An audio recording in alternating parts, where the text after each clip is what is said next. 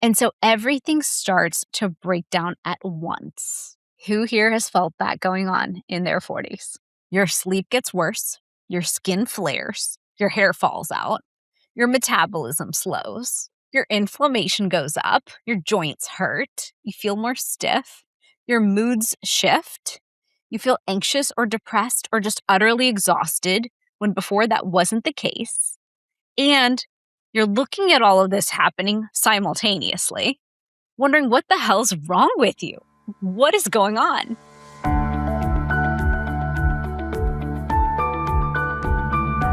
Welcome to the Inflammation Code podcast. It's me, your host, Dr. Shivani Gupta. And today I want to talk to you about something that I see happening with almost every woman I work with. You're running on fumes and you know it. You know that you're at the end of your rope. You know that you're giving everything to everyone else, and there's nothing left for you. But you also believe on some level that you can dig a little deeper, that you have a little more to give, and that somehow you'll find another reserve gas tank that you didn't know you had. And so you keep pushing, you keep digging. You assume that there's more fuel left in that tank until there isn't. And that's when everything falls apart all at once. Let me tell you about my friend Rima. I've known her since 2008. And back then, I had an organic cotton children's clothing company. It was called Sama Baby Organics. And she was interested in starting her own clothing line for kids. So we became close through that. We were talking business, talking baby clothes, talking life. And I just loved watching her. She was such a beautiful, organic, hippie mama. She played the same spiritual music that I did, the Snutham core yoga music that I loved, that was playing in her house all day. She believed in clean water, clean food. She had 4 boys she was raising who were running around on her land, getting outside, moving their bodies in nature. According to me, who did not have kids at the time, she was doing everything right. And she had this deep spiritual practice, like this grounded, intentional way of living. And I remember thinking, this is what motherhood should look like. This is what presence looks like. So fast forward a couple years, I had moved down to South Florida, and she reached out to me out of the blue. And she said, hey, I just wanted to chat with you about something. I'm struggling with my health, and I'd just love your thoughts from an Ayurvedic perspective. And I said, of course, of course. And so when we got on a call, she told me that she'd just been diagnosed with Lyme disease and these other autoimmune conditions that had shown up alongside it. And I asked her, Rima, what recently changed in your life? Like, what's going on here? And she said, well, I just went through a divorce. And that was a shocker. She said, now, and the thing is, that wasn't a casual split. Rima had been trying to make her marriage work for a long time. She'd done therapy. She'd put in the effort. She'd done everything she could think of, really, to fix it. But it just wasn't working. And so she made the decision to leave. And it was devastating. And here's what I need you to understand. Rima didn't just have a divorce. She had a divorce while raising 4 young boys. She was managing the household. She was holding it all together. She was maintaining that grounded, present energy for her kids, while internally, she was falling apart. And then the autoimmune diagnosis came. Her first question to me was, why now? I've always eaten clean. I've always had a spiritual practice, which means I've been regulating my nervous system and doing all the good things, getting out in nature. I've always taken care of myself.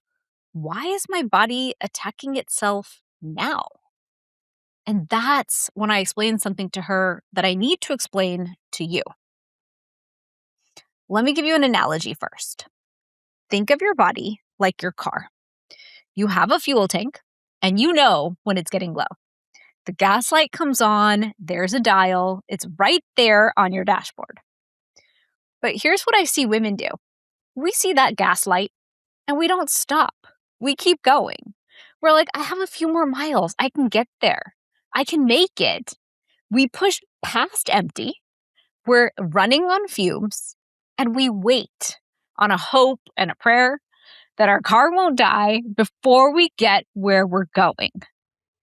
I did this once as a teenager. I was so focused on everything else that I completely ignored the fuel gauge, and I drove the car until the car literally died on me in the middle of my neighborhood. I was on my way home from school and it just died. And I had to call for help. I was humiliated. I didn't understand how I'd let it get that far. But now I realize that's what we teach girls. Ignore your own gauge. Take care of everyone else. Don't pay attention to your own fuel. And do you know what men do? They don't do this.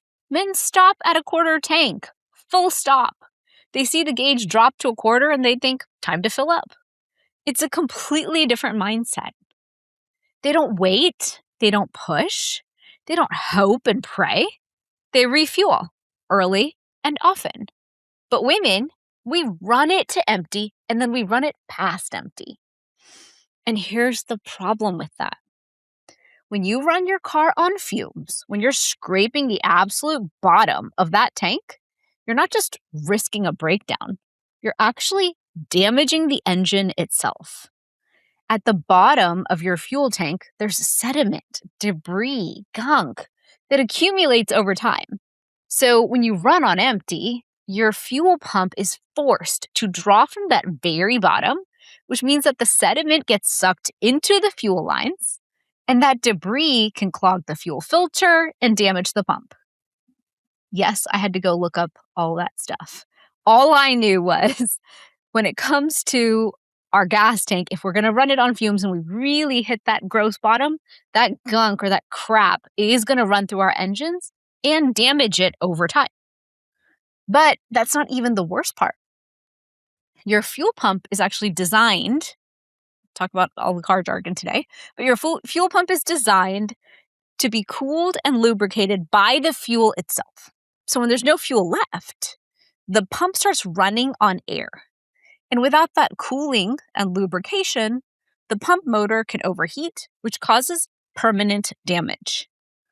So when you run your car on fumes, you're not just running out of gas. You're actually damaging your own engine. You're drawing sediment into your critical systems. You're overheating the parts that are meant to keep things moving. And then you act surprised when the engine starts to fail. Now apply that to your body, because that's exactly what was happening inside Rima when she reached out to me about her autoimmune diagnosis. Here's the biology that nobody warned you about. Women have been running on empty their entire lives. Since our teens, through our 20s, building careers, through our 30s, having kids, through our 40s, raising those kids while still trying to build that career, and spinning all the other plates that spin around us: work, marriage, kids, house, health, aging parents. The list goes on and on. And here's the pattern that I see. We worry constantly about everyone else. We imagine worst case scenarios for our kids, our husbands, our families. We're always trying to protect them. But we never prepare for our own decline. We never put ourselves on the disaster preparedness list. It's like we're running a household and we're checking on everyone's gas tank but ours. And we just keep assuming we have a few more miles left. We keep pushing past empty. We keep telling ourselves we can give a little bit more until we can't. And the problem is we're used to this. We believe and we trust that nothing bad is going to happen to us. So we just keep going. Even though we know on some level that the math doesn't work. And then we hit a certain line around 45 for most women, and that's when everything shifts. Around 40, 45, could be 35 for you, the body starts to decline. Not slowly, but sharply.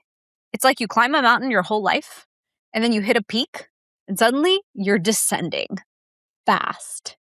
Your gut microbiome changes. Your mitochondria stop producing the way they used to. Your estrogen starts fluctuating. Your thyroid is undernourished. Your hormones are all signaling that things are changing. But here's the part that breaks my heart. You're hitting this cliff already depleted and pre-inflamed. We'll talk about the inflammation later, but this is a critical thing to understand. When the body is depleted, it makes a choice. It has to prioritize. It can't fuel everything. So it starts to shut down non-essential systems. Your hair stops growing. Your skin stops repairing itself. Your nails weaken. Your energy drops. Your brain gets foggy. Your focus disappears. Your mood crashes. Your gut stops digesting the same foods properly. And here's what hits hardest for women. Your reproductive system stops working right. Your bones stop getting stronger. Your thyroid slows down. Your libido disappears, all of it. The body just shuts these down because they're not essential for survival in the moment. The body looks at the empty tank and says, I can't. There's not enough here to support all of these systems. I have to choose. And so everything starts to break down at once. Who here has felt that going on in their 40s? Your sleep gets worse. Your skin flares. Your hair falls out. Your metabolism slows. Your inflammation goes up. Your joints hurt. You feel more stiff. Your moods shift. You feel anxious or depressed or just utterly exhausted when before that wasn't the case. And you're looking at all of this happening simultaneously, wondering what the hell's wrong with you? What is going on? But here's what I need you to understand about this deprioritization that's happening. It's not cosmetic. It's not just about looking older or feeling tired. It's about your body literally going into shutdown mode. Imagine if you were watching Star Wars from forever ago and you see R2-D2, that little robot, and his power indicator is lighting up green, yellow, orange, red. And as that power bar drops lower and lower, you watch what happens. The robot can't think anymore. It can't walk. It can't communicate. It goes into complete shutdown mode. Everything stops. That's your body when you're running on fumes. And here's what breaks my heart. Women are trying to fix the symptoms of shutdown, of this shutdown mode, with external solutions. You're losing your hair, so you buy expensive hair treatments. Your skin is falling apart, so you're slapping on creams, getting Botox, spending thousands on facial treatments and serums. You're trying to fix the outside when the problem is on the inside. But you can't cream your way out of a depleted system. You can't Botox your way to health. You can't really buy your way to vitality when your Ojas is gone, because Ojas is not something you can inject or apply. Ojas is your vital reserve. It's your rasa. We call it rasa in Ayurveda. That's this moisture and glow in your body, the juiciness, your radiance, your capacity to be alive. Your Agni, that's your digestive fire. Your metabolic capacity, how your body processes food into energy. Your ability to transform food into experience, into your body's ability to enjoy and transform the food you eat and experience it into the nourishment that your body needs. So these are built. All these processes I'm talking about, I just threw a lot of words at you, Ojas, Agni. But I love teaching these concepts. These are built through rhythm, through honoring yourself, and through putting Ojas first, your own Ojas, your own vitality.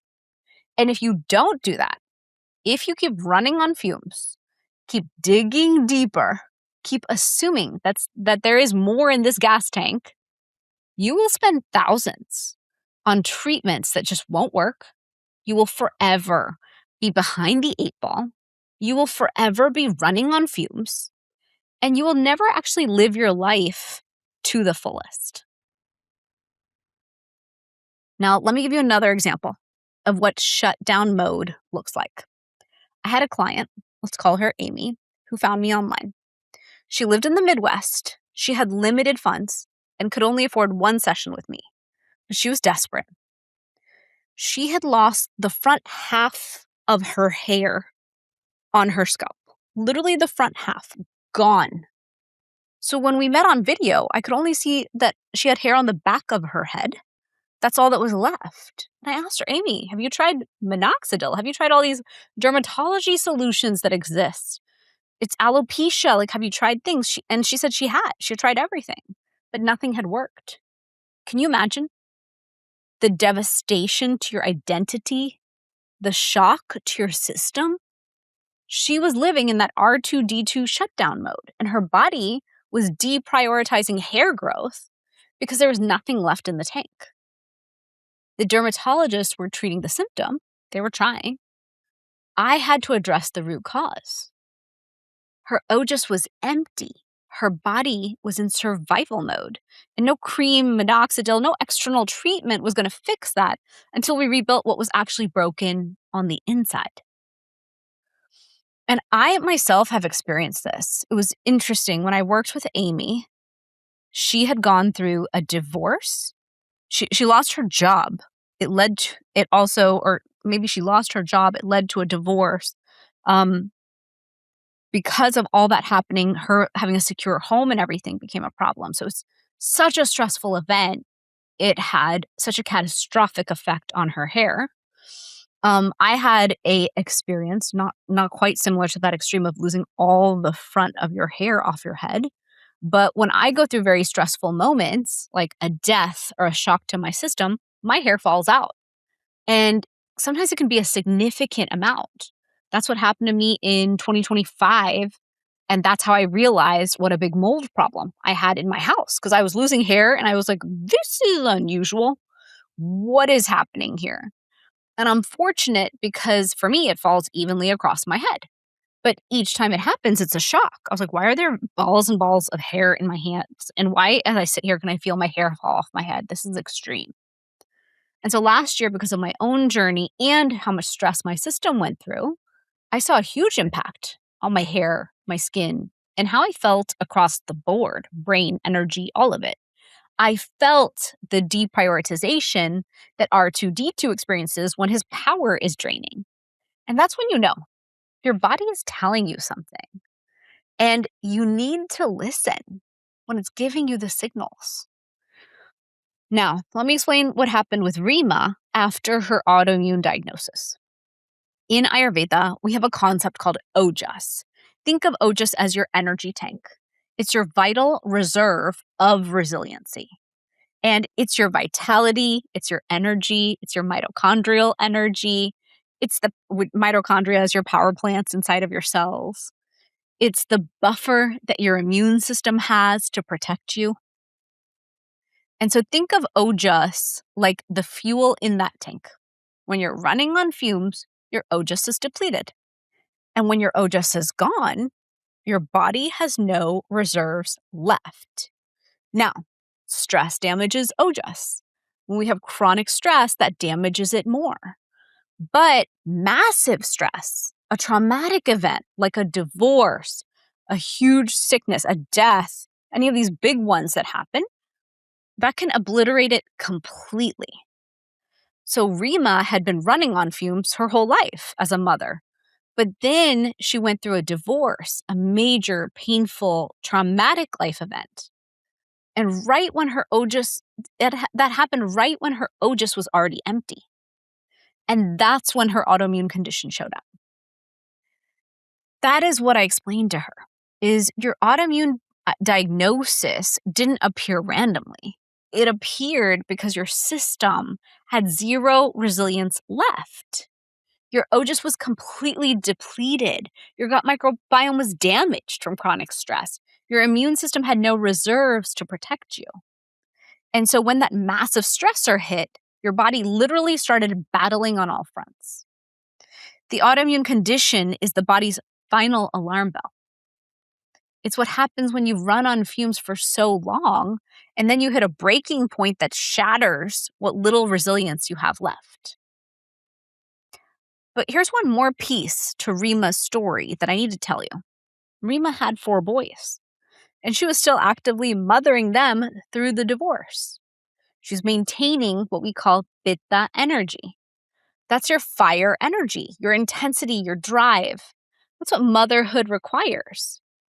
Motherhood also requires a lot of kapha energy, holding that grounded, loving space to raise our children. But her primary constitution was actually vata, and she was severely out of balance. She was trying to maintain her vata energy. She was living through a huge vata imbalance in her 40s. Vata is your air energy. It's movement, creativity, but it's also anxiety when it's out of balance. She was trying to be present to her kids while recovering from this trauma. She was trying to hold it all together while her tank was completely empty. And as we transition into our 40s, 50s, and beyond, our entire body seasonally transitions into what Ayurveda calls the Vata season. This is the time when your body is supposed to slow down and ground and turn inward and move less and need less fuel. But if you jump into that season, already inflamed, already running on fumes, already under-resourced, undernourished, lacking resiliency, you're in big trouble. It's like leaping into a completely new phase of life without anything in the tank. You simply cannot catch up. Your body is asking you to slow down while also asking you to heal from decades of depletion. So Rima was doing all of this at once, and her body broke. So here's what I did for Rima. I gave her an elemental design rhythm. A rhythm built specifically for her constitution and her season of life. Sleep on time, wake up on time, ashwagandha in the evening to support her nervous system and her hormonal interface.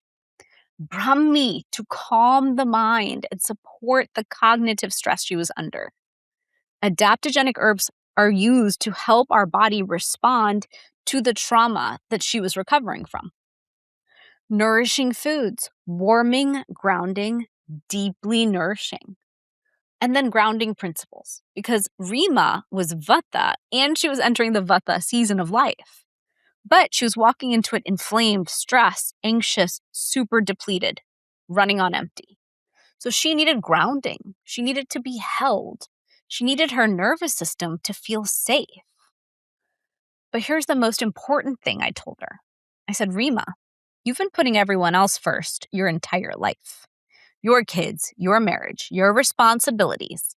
You've gutted yourself. And that's why you're here. That's why your Ojas is empty. That's why your body is attacking itself. And now you have to do something different. You have to put your Ojas first. You have to put your Agni first, your digestive fire, your metabolic health, your capacity to heal. You have to put your elemental design rhythm first. Because you can't take care of your 4 boys running on an empty tank. You can't show up as a mother if there's nothing left inside of you. The only way to get your bucket full is to fill it first. The only way to have gas is to give it to yourself and to refuel yourself. And that was the turning point for Rima. And here's what happened. She practiced what we talked about. She built her resilience slowly. She built her health back. It took time, but she put her autoimmune condition into remission. She went from a place of complete depletion, trauma, and immune collapse to a place of resilience, health, and vitality. Years later, when I saw her again, she was thriving.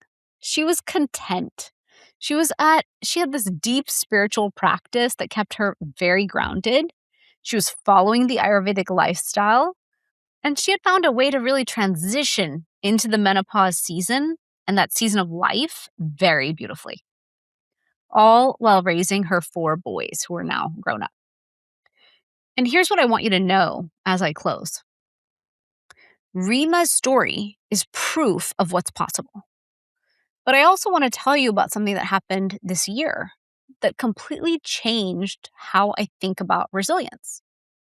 After my book launch, February 3rd, after my TEDx, February 4th, after everything, I literally fell apart.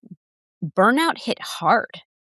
And I went to my acupuncturist and functional medicine doctor. I signed up for a package. I was like, I need acupuncture weekly. I got to really get my body back in line and fixed up and healed. So I went to her, and she's someone I've been working with for many years. And she said something to me that shifted everything. She said, Shivani, when clients come into me with the level of mold that you just dealt with in your body, the level of toxins and stress your system has processed, this very significant burden of mycotoxins, most people would be completely non-functional. They would barely be able to get here to my office. They would be in bed. They'd be unable to work. They would be unable to think. But you performed at a 500% level all the way through your book launch. You did your TEDx. You're still keeping all your plates spinning in the air as an entrepreneur, CEO, speaker, podcaster, author who's still on a book tour. She paused. She looked at me and she said, you are beating yourself up for not being at 100% energy, but you need to understand something. You are 1,000 times more functional than most of the people who come to me with mold in their bodies. So here's what I need you to acknowledge: how resilient you are, how your Ayurvedic work has built such a level of resilience in you that even though your life turned upside down from a tragedy in your family and you got pulled in 10 directions, you not only survived it, you thrived through it. And now you have the opportunity to create the space to heal. That is your gift. That is what you need to give to yourself and to everyone else. And that stopped me because she was right. I had come to her and said, I am making the space to heal now. And she said, just acknowledge how much resilience you have in the system to tolerate everything you just did. You're still happy, looking great, thriving, functioning, and have the energy to go through a big healing process now. And here's what I realized in that moment. The goal is not to avoid stress. Life will throw you curveballs, big ones sometimes. We all know that now. We're still carrying the trauma of the pandemic. We're still navigating the aftermath of everything that hit us. So life is not getting easier as we age. The goal is to build such a robust, resilient system that when shit hits the fan, you can say, you know what? I've got this. I will get through this, and then I will refill my tank. You come in with a full tank, so when life happens, you have the reserves to not just survive it, but to move through it, to thrive through it, and then to heal from it. That's the gift I want to give you. My goal is to teach you how to build Ojas, how to create this elemental design rhythm that's so strong and so robust that your system becomes resilient. So when shit hits the fan in life, and it will, you can say, I've got this. I'm going to get through this. And then I'm going to refill. And if you come in with that full tank, you're ready. And here's the thing. Resilience is never something that we shouldn't. It's funny. Resilience is something that we don't value. We don't think about it. But to build in those reserves, it's almost like a bank account. It is the thing that will support you. Your resilience is like an insurance policy. It's what allows you to not just survive those hard times, but to come out whole on the other end. And rhythm is how you build it. Consistency is actually how you maintain it. And Ojas is what it looks like when you're successful. You've built that reserve and you've got that glow, vitality, and joy. So you can create an elemental design rhythm.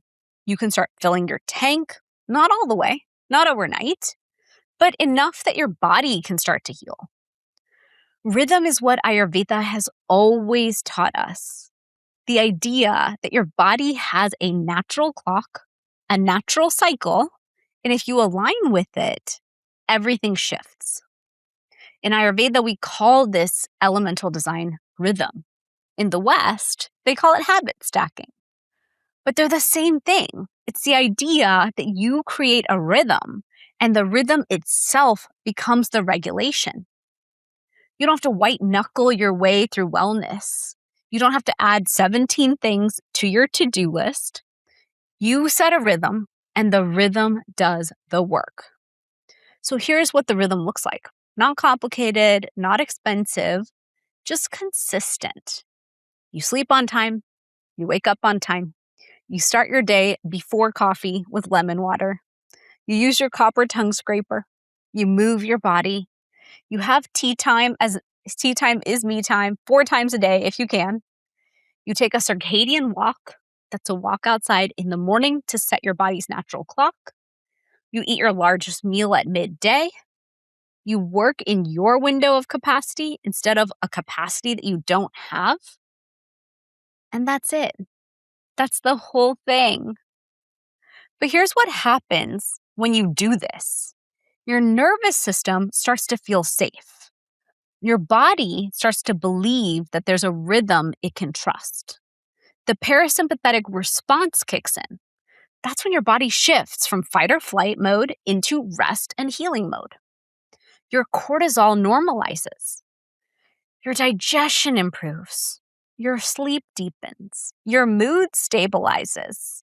Your energy comes back. Your Ojas begins to rebuild. Not because you added more, but because you simplified, because you created a rhythm and then you lived inside of it. And here's where I want to speak directly to you. You don't need a $10,000 protocol. You don't need to test every hormone ever. You don't need to be on 18 medications. You don't need the weighted vest or the Botox or the latest supplement. What you need is rhythm. And rhythm is the regulation. You need to know what time you're sleeping. You need to know what time you're waking. You need to move your body at the same time and eat at the same time. You need to create some kind of grounding practice in your day, one at a time, not a list, not a protocol, just one small habit. Maybe it's the tongue scraper. Maybe it's the lemon water. Maybe it's the circadian walk. Just pick one and do it every day around the same time. And then once it becomes automatic, then you can add the next one. Because here's what happens when you do one thing consistently. You tell your brain, I'm doing something. You tell your nervous system, there's a rhythm here. You tell your body, I'm not abandoned. There's a schedule. And that signal is enough to start the healing. Your body wants to heal. It's been screaming at you to let it heal. It just needs you to create the conditions, not by adding more, but by creating rhythm. And I know what you're thinking. You're thinking, but I don't have time. I don't have space. I don't have the capacity. I know. You're already at empty. You can't add anything, which is exactly why you don't. You don't add. You create rhythm inside of what you already have. Tea time can be 5 minutes. Your circadian walk can be 10 minutes while you do phone calls. Tongue scraping takes 30 seconds. These aren't additions. They're just shifts where you're already spending your time. And the beauty of it is the rhythm doesn't care about perfection. Rhythm only cares about consistency. You don't have to do it perfectly. You just have to do it at the same time, approximately, every day. Just build the rhythm. Pick one thing, one act, sleeping on time, waking up on time, tongue scraping, tea time, and just do it every single day. That's not self-care. That's actually building your insurance policy for life. That's the signal you're sending to your body that I'm investing in you. I'm building you up so that when life hits, we can handle this together. You don't need more. You need rhythm. And rhythm is the regulation. And if you want to understand your specific elemental design, the rhythm that's built for your body, your constitution, your season of life, take the elemental design quiz. It's free. It takes 5 minutes. And it'll show you exactly where to start. because Rima's rhythm isn't your rhythm, and your rhythm is specific to you. But the principle is the same. Build your Ojas first. Build that resiliency. Then you have something to give.